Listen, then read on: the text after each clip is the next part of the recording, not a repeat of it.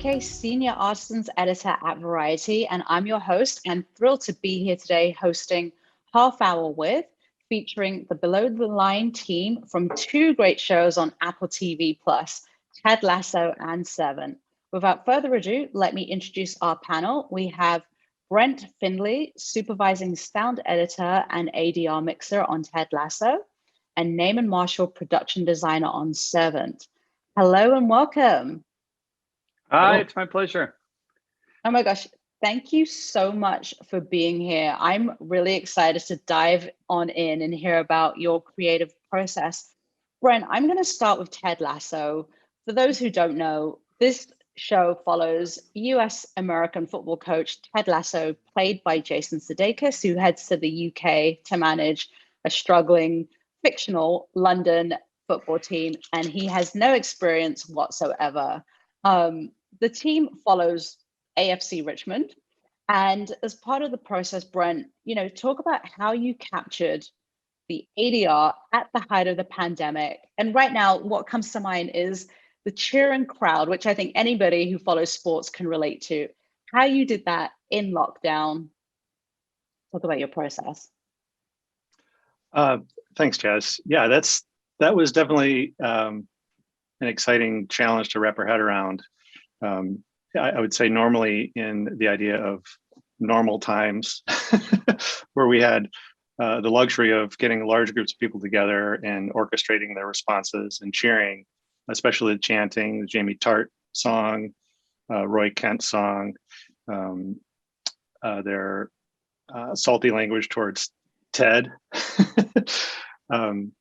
So what we had to do is take some of the core chants, which during production, they're actually a small group of people. There are people in the stands, but it's just a very small group, probably less than 100. And we would get bits of their chants free and clear, but a lot of them were tied to on-set direction. But that was our fundamental core for pacing and what it needed to sound like. And then we'd have our loop group, individual voices.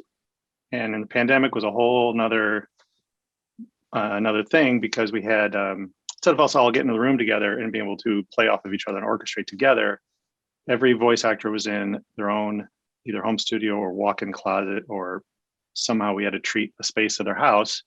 And while we are still all connected remotely, it's just definitely a challenge, especially with delays over the internet, everyone trying to synchronize their chants and things. So that was a lot to work with. And then taking those fundamental rhythms and words, and then I can have some software tools that I can use that impose characteristics of one sound onto another. So I can take true library sound effects of 30, 40, 50,000 people at sporting events, just that big din and roar, and get them to kind of play along with the clearer chants that we have. So to get that general sense of the entire stadium is participating in this. And that gave it this pulse and the pitch of the main more intelligible chants that are on the surface. Underneath this is just this big monstrous stadium going along with it. So, yeah. And then we had the bar, the pub. They also were chanting too. Interesting thing we didn't realize until we kind of put this together, but a small group of people can chant a lot faster than a large group of people. So the stadium is doing these. The Roy Kent cheer, and it's a little slower pace because they're all kind of hearing each other, and it's this more organic thing. And then in the pub, they're just going much faster. So to get that to feel like that chant was continuous, everyone in the stadium, everyone in the pub is synchronous together. Kind of had to speed up the crowd a little bit in the stadium and slow down the crowd a little bit in the pub to try to get them closer together. So from cut to cut to cut, that chant was just continuous and not nonstop. So that was all the episodes where there's chanting that had to happen. So it was a lot of fun though. Oh my goodness. We'll hear more about the process in a minute. Let's pull up this clip between pub owner Rebecca, who is played by Hannah Waddingham. And in this scene, she's having a heart-to-heart with Ted, who is just so charming and so endearing. So let's take a look. I hate to say it, Rebecca, but I think your football club might have been better off with a soccer coach. Where's this coming from? Look, if we do end up losing on Sunday, you just go ahead and do whatever you think's best for the future of this club. You understand? Yeah, even if that means, this guy's got to go, you just put anything, just, whatever you got. Whatever you want to do. I mean, don't really murder me, but, just all that. You get what I'm getting at? Fine. Okay, You get the gist. Yeah. So you think you're not a proper football manager?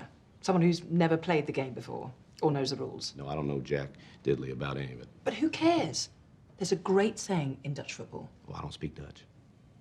That's why I was going to tell you in English. Perfect. Lay it on me. Every disadvantage has its advantage. Ooh, I like that. I mean, sure, you don't know what you're doing. But doesn't that mean that you see the game in a different way than any other football manager? And shouldn't that empower you to cause complete and utter confusion? Cause confusion. Or create chaos. Yeah? Yes, it is. Thanks, boss. Woohoo! Oh. Ah! I'm fine. Oh, Very funny. Very funny. That is the essence of the show right there. That's good. Right.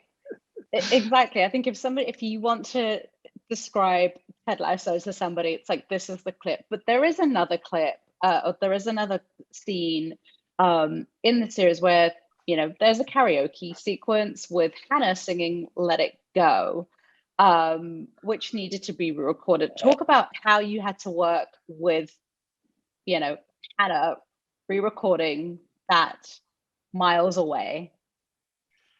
Well, first off, Hannah is a fantastic singer, fantastic vocalist. And she has a very high bar for herself of how she wants it to sound. So the bulk of what is in the episode, the bulk of it, she's singing live on the day. I think it may have been 3 or 4 in the morning, and they were all wiped out, of course, after a day of shooting. But it grabs that organicness of people participating, the crowd participating. Of course, it gave a picture editorial challenge because as the camera is cutting around the room, where is she at in the song? We needed to keep the song just like any live event when they're cutting from camera to camera.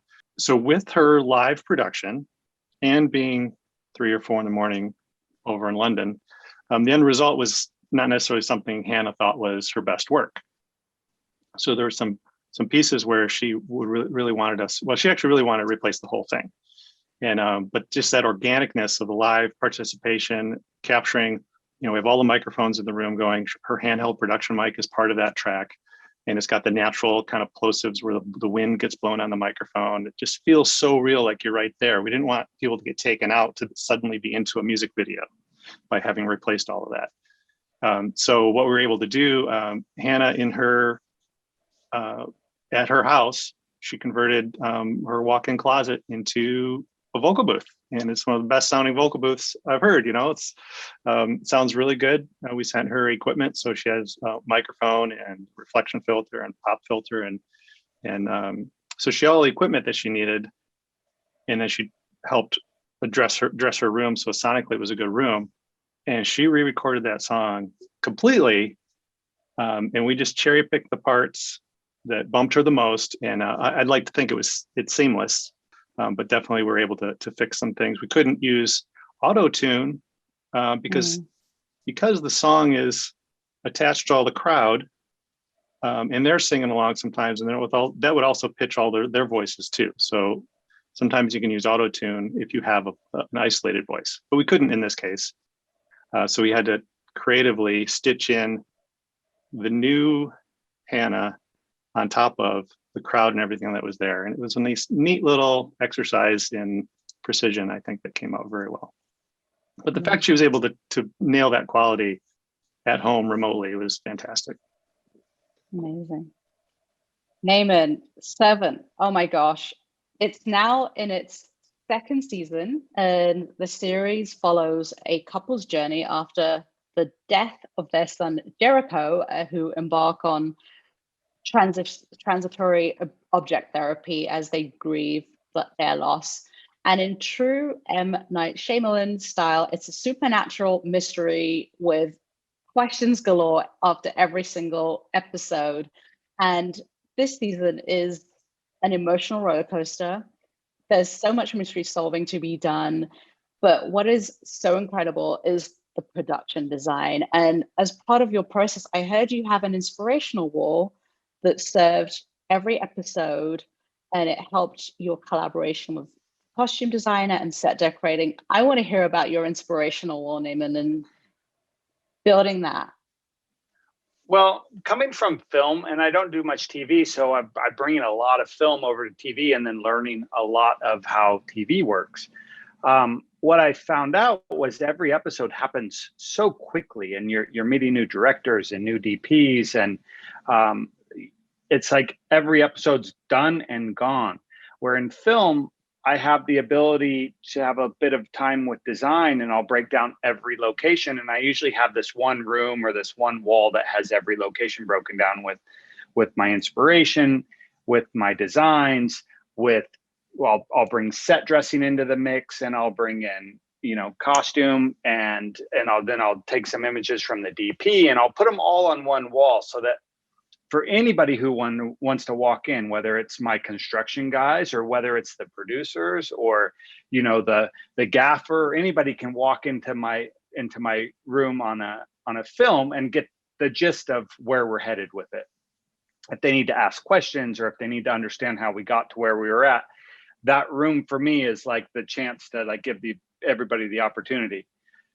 When I got to TV, I realized I don't know if it's something people do or not do, but I had to bring that into the mix. So I take every episode and I break it out, and then I put a wall up just based on that episode. So, depending on the rooms that we're shooting in and the mood that we need to be in, and playing off of a lot of my rooms have wallpaper and color and tone. Then I bring in Caroline, our costume designer. I bring in her ideas and the set dressing, and then, depending on if it's day or night, I bring all of that onto that one wall. And then when the new directors come into town, they are able to walk and see where we're already headed, and then give notes either way, whether it's character design or hair or makeup or tattoos. Depending on the episode, it just kind of depends on what needs to be put out for everybody to have a look at. And I end up getting a lot of people who you wouldn't expect to really care about what we're doing actually coming by and going like, oh, I get it now. Like, I totally understand. I mean, I'll even put like the slug lines from the one-liner, so everybody knows which scene plays out in which, location. And I think it's just a way to bring everybody kind of up to where at least I feel like I'm trying to push the direction of something. Yeah. Well, let's pull up this clip from episode 3 of season 2. And this features Sean, Dorothy, and Julian, who are desperate to find their former nanny, Leanne. They think there's a possible sighting, so they set up a pizza delivery service. This is one of the most fascinating episodes I've seen all season, but let's pull this up and then we'll break that down. Burgers. Burgers don't travel well. Sushi. We could get beautiful fish here in an hour. Oh, guys, let's keep it simple and just go with pizza. Marino, it's Italian after all. I don't want to open a pizza place. You're not opening anything. You're just writing a menu so we can get buzzed inside the gate. Jesus crust. Get it? What? Religion doesn't sell? Why aren't you typing? The most authentic pies in Philly. From God's oven to your lips. And gluten-free available on Hold request. Move over, I'll do it.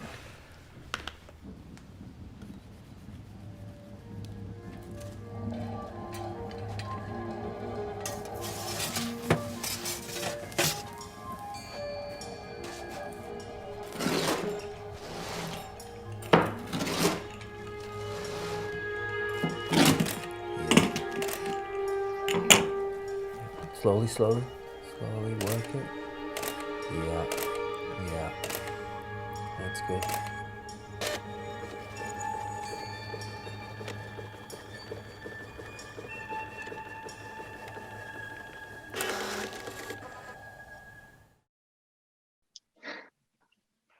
Well, when you had to create Jesus Pizza for that episode, that red table, the pizza oven, I mean, talk about what went into that and acquiring, putting that together. It was definitely one of those episodes where you're like, oh boy, here we go. And then the show, I don't know, for everybody who hasn't seen it, it's such a mix of characters and different personalities. And that scene right there pretty much spells everyone's personality out pretty quickly. That episode was very manic, and the everything had to kind of feel a bit volatile and like on the verge of breakdown. So we played with, the table was always in the kitchen as that color and everything, but the idea for that table was always to kind of set the mood within the room. And we kind of play it in different positions throughout the season. That one was predominantly overhead, and the red, and the just playing off of Dorothy there. The challenge of that scene was, not only, we acquired the pizza ovens and, cut the backs out of them and did the whole movie thing to them. But that was shot on our stage. So I have a house in Philadelphia for the front of the house. And we can go about 5-10 feet into that house. And then I have a house in the back that's an actual location, and we've matched both locations on stage. So depending on how we shoot that scene, you have to then make, the backyard on stage feel real and match nighttime lighting as if we were on location. So that one was just a tricky one mechanically, just making the stage work for what, normally we don't have whole scenes taking place out there. Yeah. And both of your productions were impacted by the pandemic, by the lockdown. Like, talk about what you learned within your respective craft or about your respective craft during the pandemic.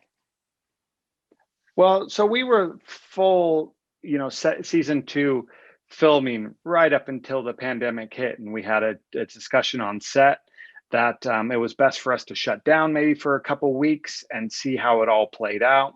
I don't think anybody, a few people kind of got the gist of what was happening, but for the most part, we all really had intentions of going away and, spending time at home for a bit, recharging our batteries and coming back within 2 or 3 weeks. That just, turned into months, and then, turned into a season. And I was actually, working remotely for Knight on another one of his projects when season 2 kind of revamped and came back to life. So we had the COVID restrictions like every other show and every other, production. And it was so challenging. And what I realized was, as artists, it's really hard for us to be on Zooms and not in the same room. People like myself and, people like Brent, we all thrive on other people's energy and other people's ideas and inspirations, for me to hear the inspiration behind the sound design, I don't hear that very often. So when I hear it, I'm like, God, there is other people out there thinking the same stuff as me, just not necessarily, searching for the same exact thing. But, when we're all in the same room, we're all throwing ideas out and we're all feeding off that, whether we know it or not. And I just found it much more challenging to be on a Zoom call, or even I was in another country at the time, dealing with all my production and my art department, and really trying to, pitch my team on well, here's what I'm thinking. And I just personally, I do that much better in the same room with a piece of paper in front of me and a pencil and just throwing ideas across the room. So it can't be just our industry that deals with this, but I would say that was the biggest challenge for me, was being so separated from the people that I consider my influences and my inspiration. Yeah.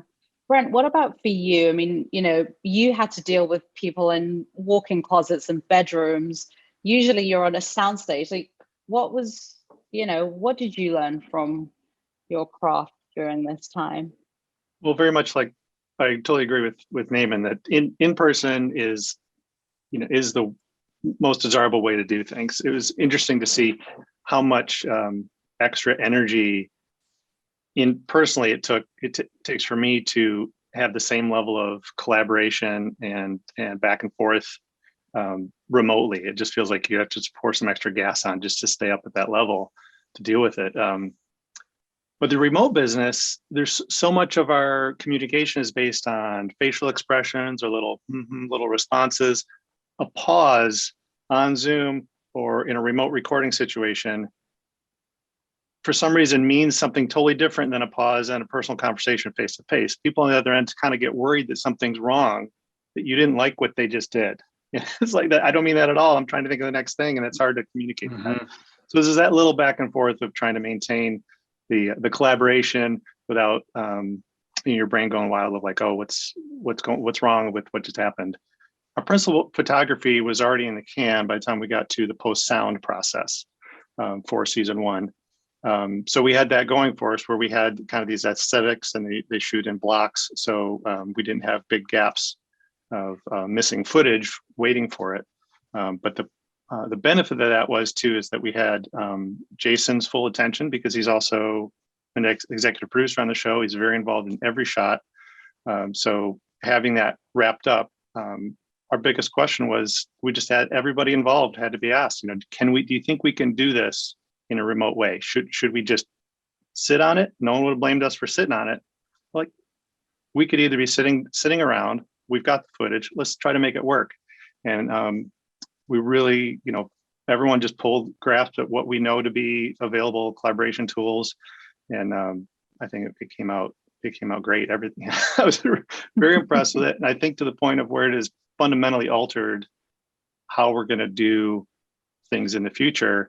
Once everything does open back up, I don't think it's going to go back to the way it was. It used to be, I needed 2 hours between ADR sessions that were happening at different studios, because I had to physically go from studio to studio.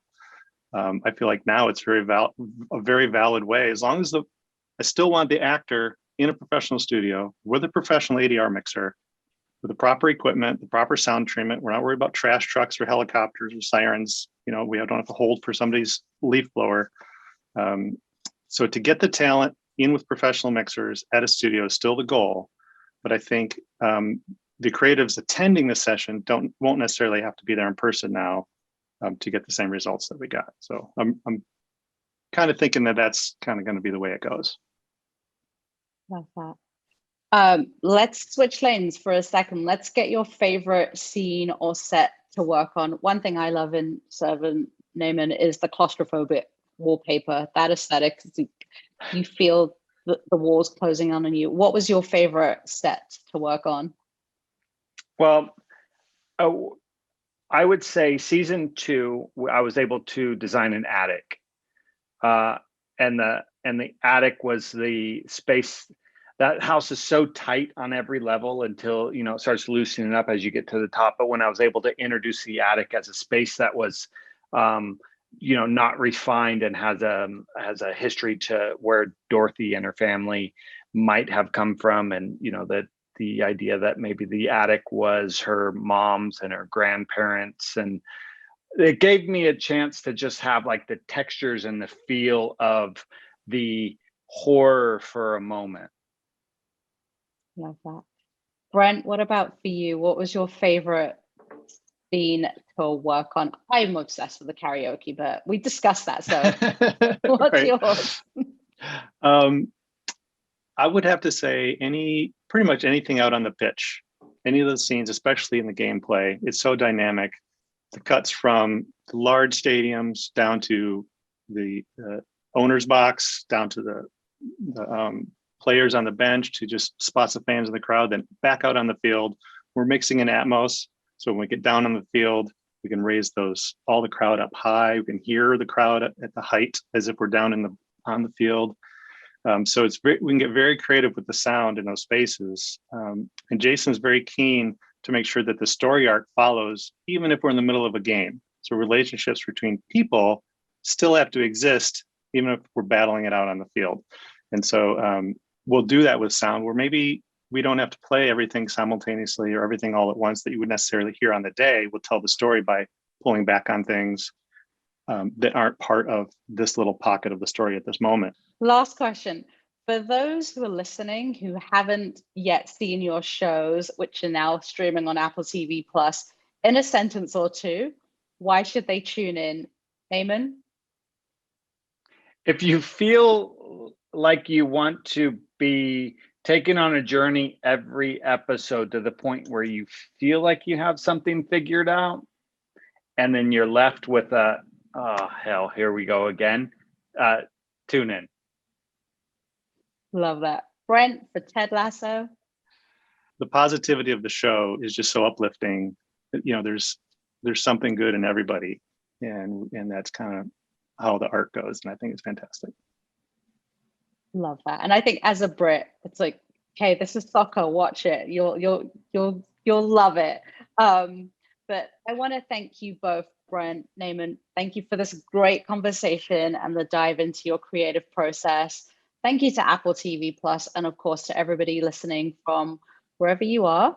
Thank you for joining us today for Half Hour With. Thanks so much. Thank you, guys. Thank you. Thank you, Damon. Thank you. Thank you.